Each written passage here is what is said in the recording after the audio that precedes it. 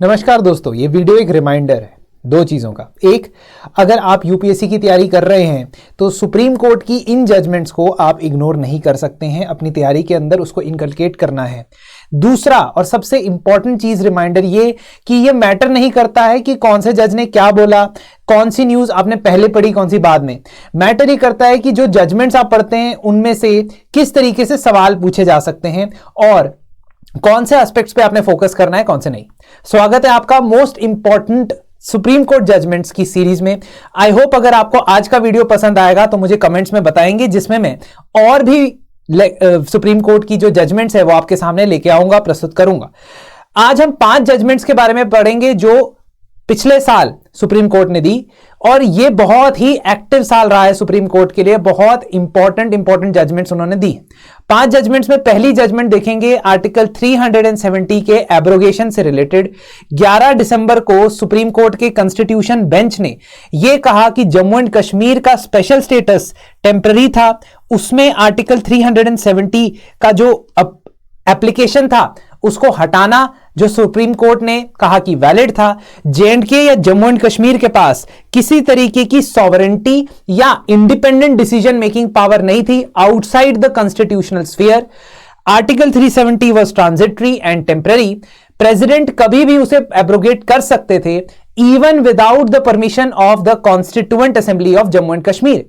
Jammu and Kashmir की constituent assembly 1956 में dissolve कर दी गई थी, जिसके बाद कुछ लोगों का यह कहना था कि क्योंकि अब कॉन्स्टिट्यूएंट असेंबली नहीं है और उसकी कंसेंट के बिना आप आर्टिकल 370 वापस नहीं ले सकते हैं, तो आप अब यह कदम कैसे उठा रहे हैं। सुप्रीम कोर्ट ने कहा कि there is no need of consent of constituent assembly because it is no longer there. इसके अलावा आर्टिकल 356 के बारे में सुप्रीम कोर्ट ने कहा कि जब स्टेट इमरजेंसी लगाई जाती है, आर्टिकल 356 का प्रयोग होता है, तो उन सर्कमस्टांसेस में प्रेसिडेंट किसी भी तरीके से कोई भी डिसीजंस ले सकते हैं, क्योंकि स्टेट गवर्नमेंट की सारी पावर्स प्रेसिडेंट के पास आ जाती हैं। इस जजमेंट को मैंने डिटेल में वन ऑफ द वीडियोस में डिस्कस किया है, जिसका मैं लिंक डिस्क्रिप्शन में दूंगा। 20-25 मिनट में आपको पूरी जजमेंट समझा दी जाएगी, आप उस वीडियो को जरूर देखिएगा। सेकेंड जो इंपॉर्टेंट जजमेंट इस साल आई वो 17 अक्टूबर को आई सुप्रीम कोर्ट की तरफ से। केस का नाम था सुप्रिया चक्रवर्ती वर्सेस यूनियन ऑफ इंडिया। इस केस में सुप्रीम कोर्ट ने रिजेक्ट किया होमोसेक्सुअल कपल्स का राइट टू मैरी। लेकिन इसमें समझने वाली क्या बात है, इंपॉर्टेंट टेकअवेज क्या है। Number 1, right to marry is not a fundamental right, neither it's a constitutional right. विवाह का जो बंधन है वो आपका फंडामेंटल अधिकार नहीं है। Earlier Supreme Court in some judgments had stated this, but now they have kind of went back on it. हाँ, right to choose a life partner can be a fundamental right under Article 21, right to life and personal liberty, but not getting married. Secondly, queer persons यानी कि homosexual couples जो हैं वो civil unions के अंदर आ सकते हैं। और आगे सुप्रीम कोर्ट ने ये कहा कि government should take some measures to ensure a third way, बीच का रास्ता निकालने के लिए। ना तो मैरिज है ना कोई लिव इन रिलेशनशिप है, बट सिविल यूनियन की तरह रिकॉग्नाइज किया जा सकता है एक होमोसेक्सुअल कपल को। शायद इसकी शुरुआत सरकार को करने के लिए सुप्रीम कोर्ट चाहता है कि वो ऐसा करे। और आर्टिकल 19 के अंदर राइट टू फॉर्म एसोसिएशन एक फंडामेंटल राइट होता है। अगर आपने ध्यान से 6 फ्रीडम्स पढ़ी हैं तो उसी के अंदर सिविल यूनियन बनाना यह भी उनका फंडामेंटल अधिकार है, ऐसा सुप्रीम कोर्ट ने कहा। इसके अलावा स्पेशल मैरिज एक्ट अनकॉन्स्टिट्यूशनल नहीं। स्पेशल मैरिज एक्ट का सवाल इसलिए आया क्योंकि 1954 के स्पेशल मैरिज एक्ट में सिर्फ हेटेरोसेक्सुअल कपल्स को शादी करने की आजादी थी, यानी एक मेल और एक फीमेल को। और इन कपल्स के अलावा अगर कोई होमोसेक्सुअल कपल है तो उनको आजादी क्यों नहीं है, ऐसा बोला गया। ऐसा कहा गया कि यह डिस्क्रिमिनेटरी फीचर है और आर्टिकल 14 के खिलाफ है। सुप्रीम कोर्ट ने कहा कि मैं एक माइनॉरिटी को खुश करने के लिए दूसरी माइनॉरिटी के अगेंस्ट नहीं जा सकता। दूसरी माइनॉरिटी जो इंटरकास्ट या इंटर रिलीजन मैरिजेस करते हैं, अगर स्पेशल मैरिज एक्ट को मैंने अनकॉन्स्टिट्यूशनल डिक्लेयर करके हटा दिया तो इंटरफेथ कपल्स या इंटरकास्ट कपल्स अपनी मैरिज रजिस्टर नहीं करवा पाएंगे। सुप्रीम कोर्ट ने कहा कि नॉन हेटेरोसेक्सुअल कपल्स अडॉप्शन भी नहीं कर सकते, उनको अडॉप्शन राइट्स भी एक्सटेंड नहीं हो सकते हैं एंड इसमें चीफ जस्टिस ने थोड़ा डिसेंटिंग ओपिनियन दिया था, थोड़ा डिफरेंट ओपिनियन दिया था, लेकिन फाइनल जजमेंट में सुप्रीम कोर्ट का यह कहना था कि नॉन हेटेरोसेक्सुअल कपल्स के पास अडॉप्शन अधिकार नहीं है और ट्रांसजेंडर पर्संस एग्जिस्टिंग फ्रेमवर्क के अंदर विवाह कर सकते हैं, शादी कर सकते हैं, क्योंकि अगर वो हेटेरोसेक्सुअल मैरिज करते हैं यानी एक मेल और एक फीमेल, तब वो मैरिज वैलिड होगी। इस जजमेंट को भी मैंने डिटेल में डिस्कस किया है, उसका लिंक भी डिस्क्रिप्शन में लिख दिया है और आप उस वीडियो को जरूर देखिएगा। इस वीडियो का पर्पस आपको रिमाइंडर देना है कि इन जजमेंट्स के अंदर जो छिपी बातें हैं उनको समझना ज्यादा जरूरी है एग्जामिनेशन पर्सपेक्टिव से। तीसरी इंपॉर्टेंट जजमेंट महाराष्ट्र से आती है और आती तो सुप्रीम कोर्ट से, लेकिन महाराष्ट्र से जुड़ा मामला Subhash Desai versus principal secretary governor of Maharashtra. इस केस के अंदर 11 मई को 5 जज का बेंच यह कहता है कि उद्धव ठाकरे की जो सरकार गिराने के लिए या उद्धव ठाकरे की जो सरकार गिरी थी, it was because the governor had called for a floor test in the Maharashtra assembly. हुआ ये कि उद्धव ठाकरे की शिवसेना में से एकनाथ शिंदे ने कुछ एमएलए को अपने साथ लेके गए, गवर्नर के पास गए और कहा कि अब हम गवर्नमेंट का हिस्सा नहीं रहना चाहते, हम गवर्नमेंट से समर्थन वापस ले रहे हैं, जिसके चलते गवर्नर ने कहा कि चलिए फ्लोर टेस्ट के लिए हम समन करते हैं सेशन को। जब यह फ्लोर टेस्ट बुलाया गया तो इसको चैलेंज किया गया उद्धव ठाकरे के द्वारा, क्योंकि सबसे पहली बात तो उनका यह कहना था कि फ्लोर टेस्ट बुलाया ही नहीं जा सकता by the governor, because governor जो पावर्स इस्तेमाल कर रहे हैं that should be on the aid and advice of council of ministers and the chief minister. पहला चैलेंज। दूसरा चैलेंज ये कि उन्होंने कहा कि ये शिवसेना तो है, मेरी पार्टी है, ये एकनाथ शिंदे जो है ऐसे ही जाके बोल रहे हैं कि मेरी पार्टी अलग है, तो इस चीज का हल निकल नहीं पाया। उद्धव ठाकरे को लगा कि अगर फ्लोर टेस्ट हुआ और वोटिंग हुई तो मैं हार जाऊंगा। क्यों? क्योंकि उन्हें पता था कि majority MLAs BJP plus Shiv Sena के जो एकनाथ शिंदे फैक्शन वाले एमएलए हैं मिला के उनके पास मेजॉरिटी है, मेरे पास मेजॉरिटी नहीं है, इसलिए वो रिजाइन कर देते हैं। इवेंचुअली सुप्रीम कोर्ट ये कहते हैं कि ये जो सेशन बुलाया गया था गवर्नर के द्वारा, जिसमें फ्लोर टेस्ट करवाने की बात हुई थी, वोटिंग करवाने की बात हुई थी असेंबली में, वो सेशन गलत था, इल्लीगल था। क्यों? क्योंकि गवर्नर के पास कोई ऐसा एविडेंस नहीं था जिसके बेसिस पे उन्हें फ्लोर टेस्ट करवाना चाहिए। उनके पास कुछ एमएलए आए, उन्होंने कहा कि हम समर्थन वापस लेना चाहते हैं, सिर्फ इस बेसिस पे आप फ्लोर टेस्ट नहीं बुलवा सकते। ओवरऑल ये एंटायर जजमेंट जो है उद्धव ठाकरे के लिए एक बहुत बुरी नतीजा लेके आता है। क्यों? क्योंकि सुप्रीम कोर्ट उनको कहता है कि अगर आप रिजाइन नहीं करते ना, if you did not resign then we would have reinstated you as the chief minister because that session would have been invalid. But आपने पहले ही रिजाइन कर दिया और रिजाइन को मैं रिवर्स तो नहीं कर सकता, रिजाइन तो आपने वॉलंटरीली किया है। इस सुप्रीम कोर्ट जजमेंट में एक बहुत इंपॉर्टेंट 2 बातें और सामने आती हैं। एक, 2016 में नाबियम राबिया जजमेंट के अंदर सुप्रीम कोर्ट ने एक जजमेंट दी थी। Nabam Rebia case was a case of 2016 and in this case Supreme Court had said कि जब स्पीकर डिसीजन लेते हैं डिस्क्वालिफिकेशन के ऊपर, जब स्पीकर डिसीजन लेते हैं डिस्क्वालिफिकेशन के ऊपर, तो what should be the sequence of events. Now imagine if someone is to decide, if the speaker is to decide under the anti-defection law that some MP or some MLA has to be disqualified or not, किसी MP या MLA को disqualify करना है या नहीं करना है, यह फैसला अगर लेना है स्पीकर को, और इस फैसले से पहले मैं स्पीकर के रिमूवल के प्रोसीडिंग शुरू करवा दूं। आपको पता होना चाहिए कि लोकसभा और विधानसभा दोनों स्पीकर्स के रिमूवल का प्रोसेस हमारे संविधान में बताया गया है, जिसमें इफेक्टिव मेजॉरिटी से अगर रेजोल्यूशन पास हो जाता है लोकसभा में तो स्पीकर को हटाया जा सकता है। Now imagine a scenario where speaker had called for, speaker के पास एंटी डिफेक्शन की प्रोसीडिंग्स के लिए एप्लीकेशन गई कि ये एमएलए हैं जी, इनको डिस्क्वालीफाई करना है। इसी दौरान उन एमएलएज ने स्पीकर के रिमूवल का प्रपोजल ले आया, रेजोल्यूशन सामने ले आया, तो किस चीज की हियरिंग या सुनवाई पहले होगी, रिमूवल की या डिस्क्वालिफिकेशन ऑफ एमएलए की? ये क्वेश्चन पे क्लैरिटी चाहिए। क्यों? क्योंकि अगर तो हमेशा ही ऐसा होता रहा कि जब भी स्पीकर किसी को डिस्क्वालीफाई करने के लिए लाते गए जब भी स्पीकर के पास कोई डिस्क्वालिफिकेशन के लिए एप्लीकेशन लेके गया, स्पीकर के खिलाफ आप रिमूवल मोशन लेके आ जाओ, बस वही काम स्थगित रह जाएगा। पहले रिमूवल होगा या पहले डिस्क्वालिफिकेशन होगा, यह चेक करने के लिए अब लार्जर बेंच बिठाया गया है। इसके अलावा लार्जर बेंच मतलब सुप्रीम कोर्ट का ही बड़ा बेंच इस मामले को समझेगा और 2016 के अंदर नबियम राबिया जजमेंट को भी रिकंसिडर करेगा। इस जजमेंट के अंदर सुप्रीम कोर्ट ने कहा था कि in extraordinary circumstances the governor can call और summon the session of the legislative assembly, जैसे यहां पे हो रहा था। अब इस जजमेंट को पूरी तरीके से रिकंसिडर करने के लिए सुप्रीम कोर्ट का बड़ा बेंच बैठा है ना। So this is something that will come out later on. दोस्तों, आपको याद दिला दूं कि हमारा प्रीवियस ईयर क्वेश्चंस का मैराथन जल्द ही आपके सामने आने वाला है, starting from 25 February, environment and disaster management.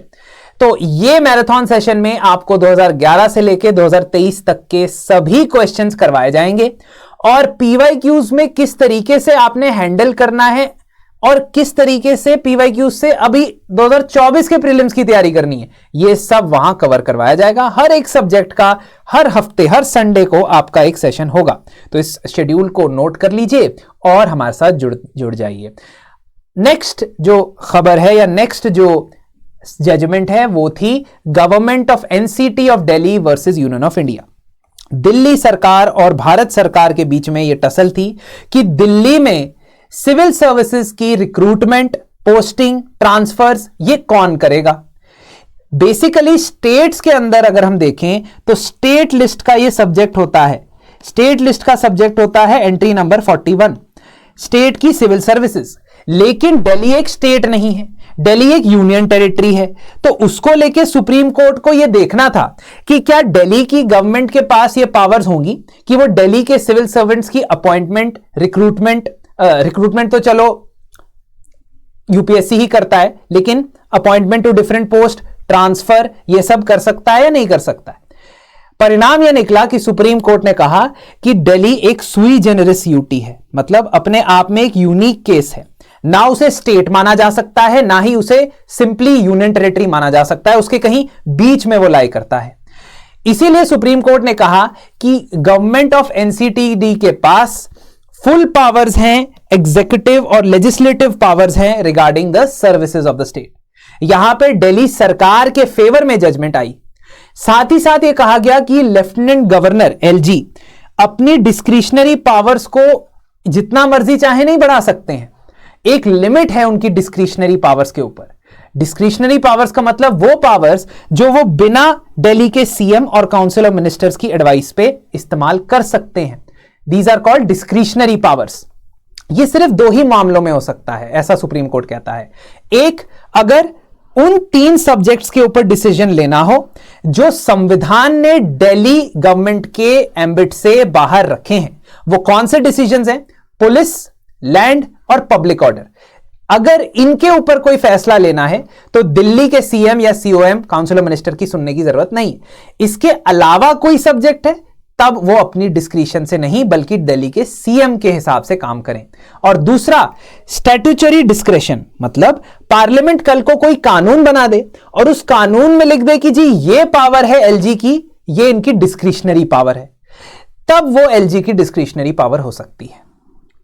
इसके अलावा सुप्रीम कोर्ट ने यह कहा कि जस्टिस बालकृष्ण रिपोर्ट, बालकृष्ण पैनल बना था to decide that should Delhi become a state और नॉट। उस पैनल ने कहा था कि जो ये सिविल सर्विसेज हैं ये सेंटर के पास होनी चाहिए। लेकिन 2018 में सुप्रीम कोर्ट ऑलरेडी कह चुका था कि ये बालकृष्ण कमेटी की इस रिपोर्ट का ये हिस्सा मैं नहीं मानता। Supreme court is the final interpreter, it rejected that this should not be there.